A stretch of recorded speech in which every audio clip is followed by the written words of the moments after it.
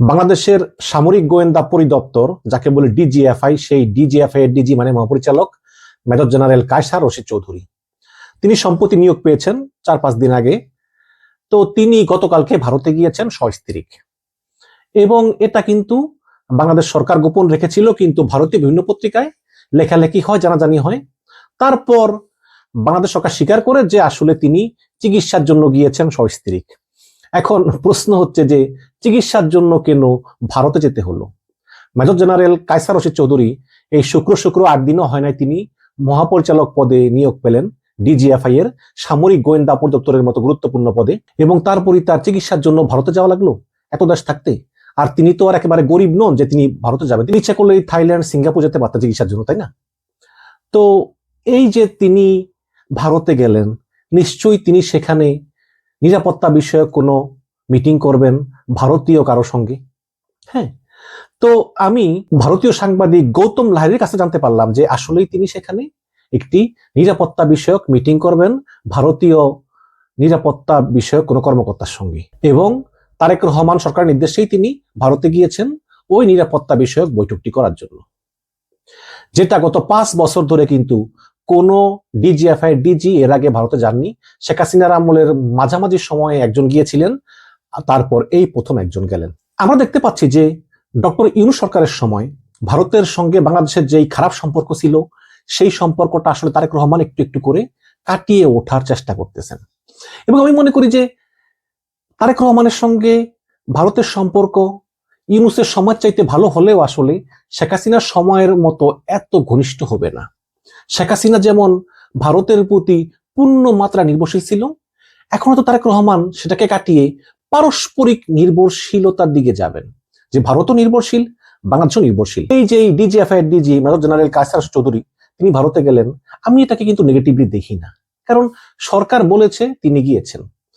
ইউনূস সরকার বলেছিল lieutenant general Kamrul হাসানকে পাকিস্তান যাও, প্রতিরক্ষা বিষয়ক আলাপ আলোচনা করো। আবার ইউনূস সরকার লেফটেন্যান্ট জেনারেল ফয়জুর রহমানকে বলেছিলেন পাকিস্তান যাও, তারা গিয়েছেন। এখন পাকিস্তান গিয়ে এই দুইজন লেফটেন্যান্ট জেনারেল ভারতের চক্ষুশূল হয়েছেন। ফলাফল হচ্ছে তারেক সরকার ক্ষমতা এসে তাদেরকে কম গুরুত্বপূর্ণ পদে বদলি করে দিয়েছে। এগুলি সবই হচ্ছে আসলে রাজনীতি। তো আমার মনে হয় যে ক্ষমতা আসার আগে তারেক রহমানের সঙ্গে ভারতের একটা আন্ডারস্ট্যান্ডিং হয়েছে, সেটা আমেরিকার সঙ্গে হয়েছে। আমেরিকার তৎকালীন রাষ্ট্রদূত ট্রেসি অ্যান জ্যাকবসন 2 বার গেছেন লন্ডনে তারেক রহমানের সঙ্গে দেখা করার জন্য। তারপরে ভারত দেখা করেছে, কিন্তু ভারত দেখা করেছে তারেক রহমানের সঙ্গে, এবং এটা পুরো ডিল করেছে লন্ডনে অবস্থিত ভারতীয় হাইকমিশনই এই পুরোটা ডিল করেছে, এবং তাদের সঙ্গে তারেক রহমানের একাধিক বৈঠক হয়েছে, সেই বৈঠক কথা হয়েছে। এখন প্রশ্ন হচ্ছে যে তারেক রহমান আসলে এই ধরনের ডিল করলো কেন?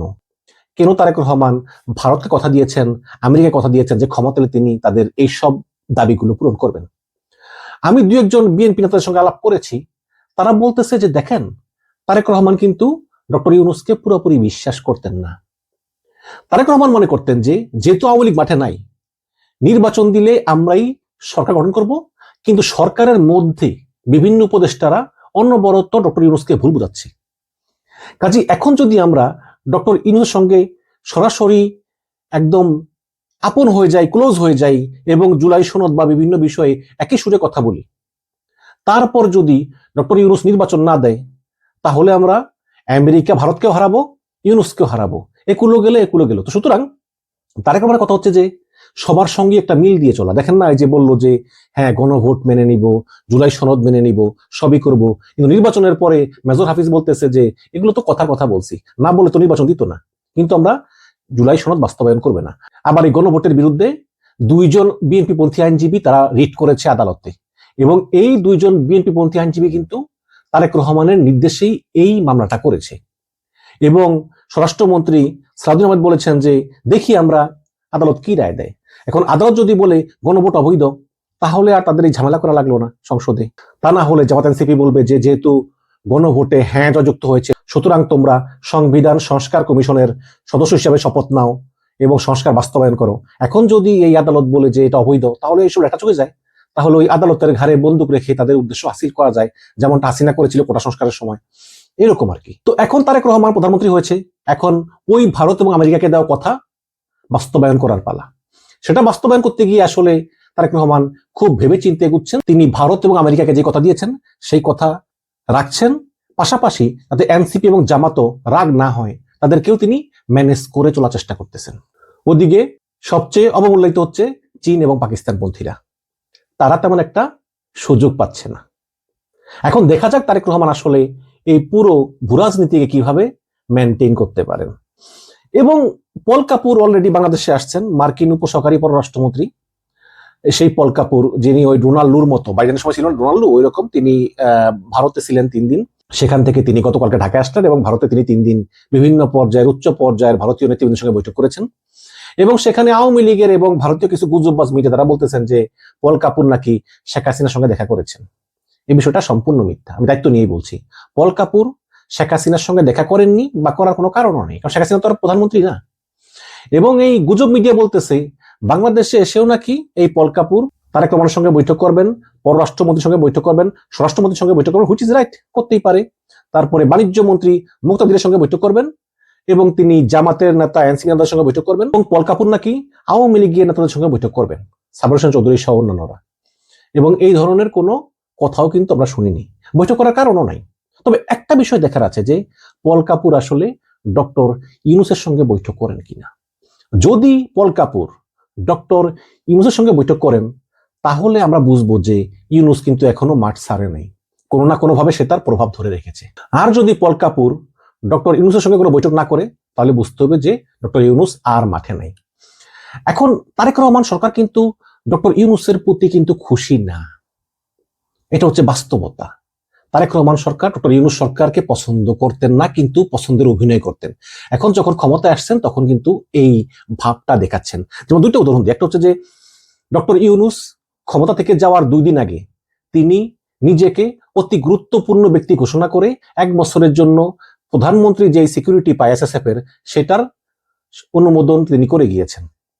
এখন সরকারের নির্বাহী আদেশে যেই সব গেজেট প্রকাশিত হয় সেই সব গেজেটগুলো কিন্তু একটা ওয়েবসাইটে পাওয়া যায়, বাংলাদেশ সরকারের একটা ওয়েবসাইটে। সেই ওয়েবসাইট থেকে কিন্তু তারেক রহমান সরকার এই গেজেটটা সরিয়ে দিয়েছে।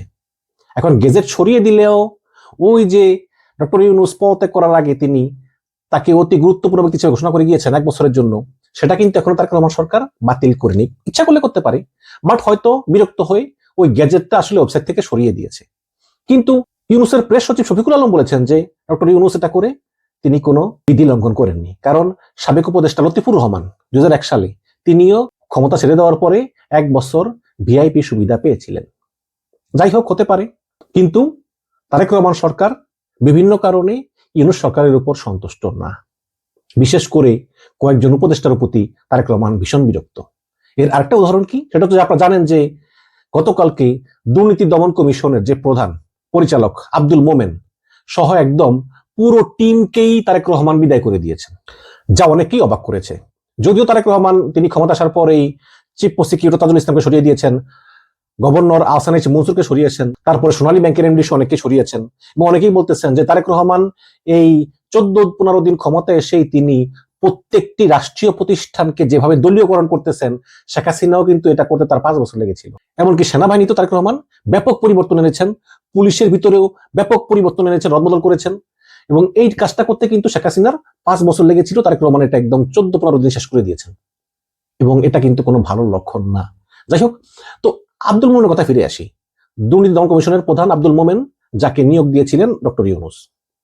তো আমি শুনলাম যে তারেক রহমান প্রধানমন্ত্রী হওয়ার পরে তিনি চেয়েছিলেন যে থাকুক না দুর্নীতি দমন কমিশনের প্রধান হিসেবে ডক্টর আব্দুল মোমেন, কারণ তিনি এক সময় সাবেক প্রধানমন্ত্রী বেগম খালেদা জিয়ার একান্ত সহকারী সচিব ছিলেন।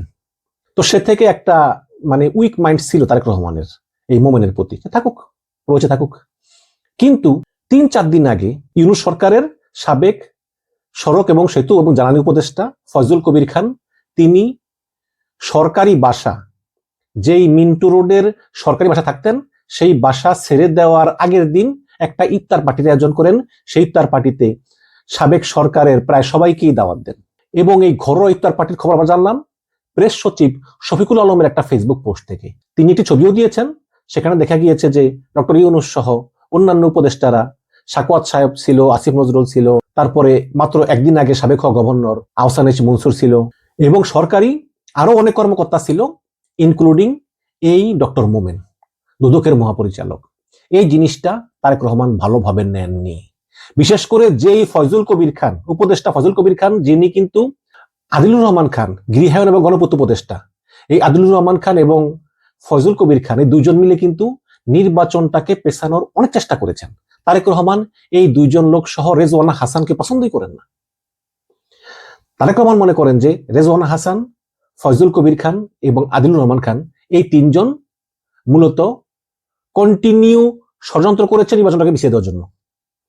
গত পরশুদিন আদিলুর রহমান খান নির্বাচন পর্যবেক্ষণের জন্য নেপালে যাওয়ার পথে কিন্তু তাকে বিমানবন্দরে আটকে দেওয়া হয়। 1 ঘন্টা হয়রানি করার পরে তারপর তাকে যেতে দেওয়া হয়। এটাও কিন্তু সরকারের এক ধরনের নির্দেশেই হয়েছে বলে অনেকে মনে করেন। দুদকের মতো একটি সাংবিধানিক পদে থেকে সরকারের অনুমতি ছাড়া সাবেক সরকারের ইফতার পার্টিতে অংশগ্রহণের জন্য তারেক রহমান যার পণ্যায় এই ডক্টর আব্দুল মোমেনের প্রতি ক্ষিপ্ত হন। ক্ষিপ্ত হয়ে তিনি বলেন যে পুরো টিমকেই চলে যেতে হবে, বাট 1 মাস সময় দেওয়া যেতে পারে। কিন্তু তখন তারেক রহমানের কাছের লোক তারেক রহমানকে এই ডক্টর মোমেনের আরেকটা অপকর্মের কথা বলেন। কি সে অপকর্ম? সেটা হচ্ছে গত বছরের 9 ডিসেম্বর ছিল আন্তর্জাতিক দুর্নীতি দমন দিবস। হ্যাঁ, তো সেখানে অতিথি হয়ে এই আব্দুল মোমেন কি বলেছেন? তিনি বলেছেন যে যদি জনগণ চাঁদাবাজ এবং দুর্নীতিবাজদের ভোট না দেয় তাহলে দেশে দুর্নীতি এমনিতেই কমে যাবে।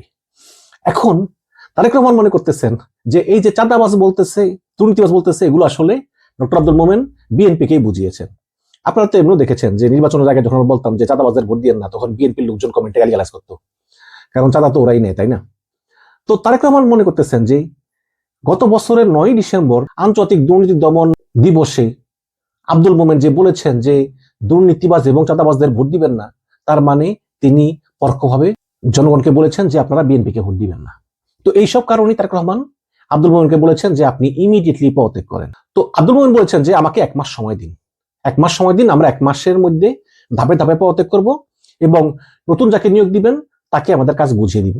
কিন্তু তারেক রহমান সরকার বলতেছে যে না, এই মুহূর্তে পদত্যাগ করতে হবে, প্রয়োজন আপনাদের 1 মাসের বেতন আমরা দিয়ে দিব, সমস্যা নেই, বাট আপনাদেরকে আর বিশ্বাস করা যায় না। তো এই হচ্ছে কি অবস্থা। ফিরে আসি পলকাপুর 3 দিনের ভারত সফর শেষে তিনি ঢাকা এসেছেন।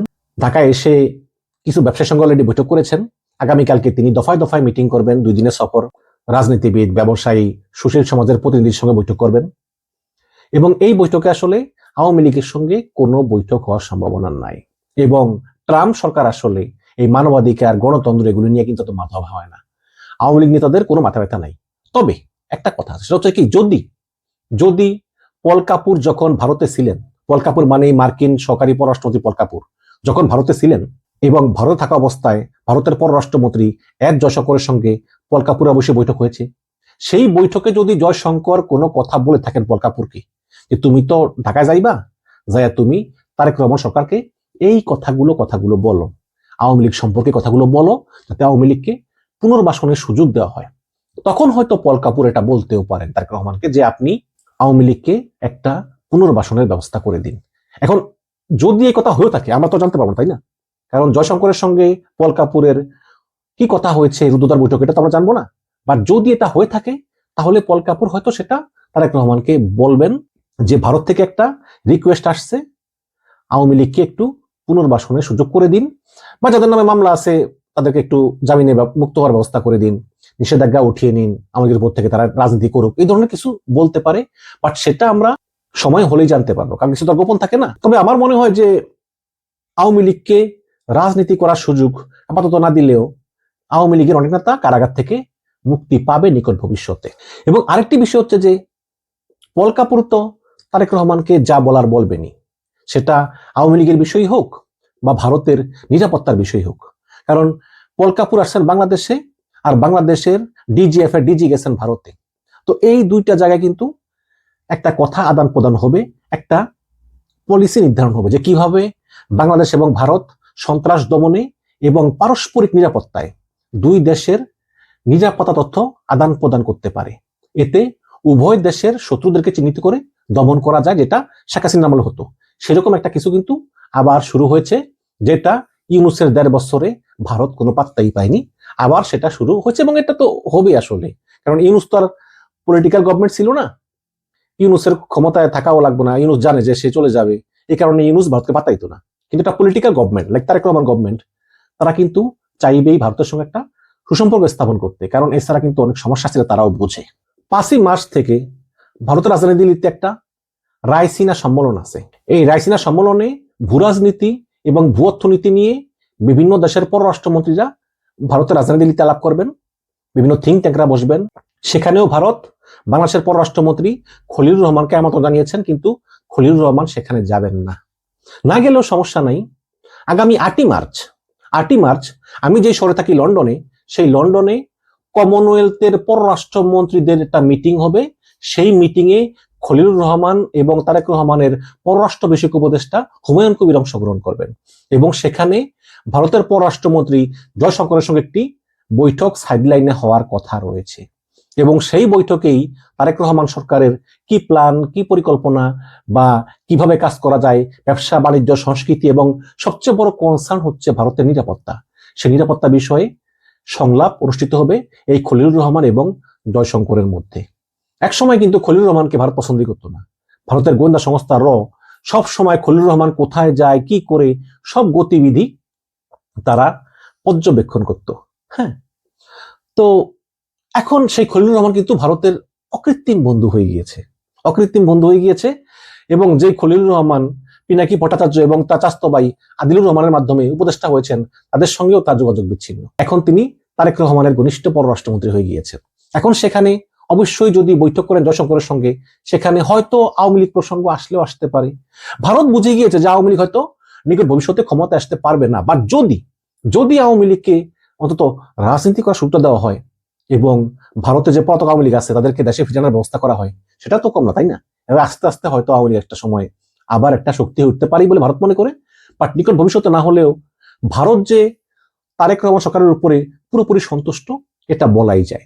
আমেরিকা ভারতের চোখ দিয়ে বাংলাদেশকে আর দেখে না, না দেখলেও যেহেতু ভারত আমেরিকার বন্ধু, কাজেই আমেরিকা চায় যে সম্পর্কটা আমেরিকার সঙ্গেও থাকুক, ভারতের সঙ্গেও থাকুক এবং ওই বলয়ে চলুক যে বাংলাদেশ, ভারত, আমেরিকা যাতে চীনের সঙ্গে কোনো সম্পর্ক না রাখে। পাকিস্তানের সঙ্গে সম্পর্ক রাখার কোনো সমস্যা নেই, এটা আমেরিকার কোনো সমস্যা নেই, কিন্তু চীনের সঙ্গে সম্পর্ক না রাখে।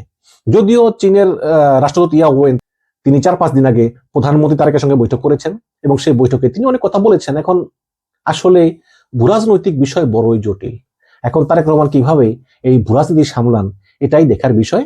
তো আমার এই ডিসকাশনের উপসংহার হচ্ছে এই যে ডিজিএফআই এর DG major general Kaiser Rashid Chowdhury তিনি ভারতে গিয়েছেন মূলত নিরাপত্তা সম্মেলনে অংশ নিতে, একটা গোপন নিরাপত্তা সম্মেলন, কোনো চিকিৎসার জন্য না।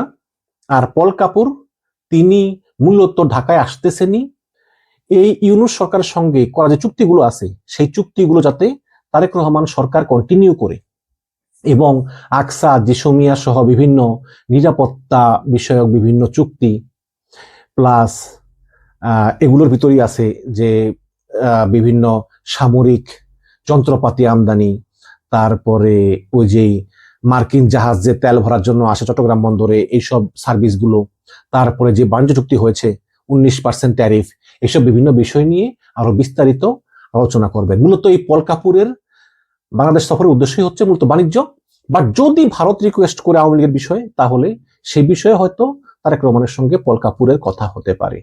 দর্শক, আপনাদের মতামত জানতে চাই। ভালো থাকবেন, আজ এ পর্যন্তই।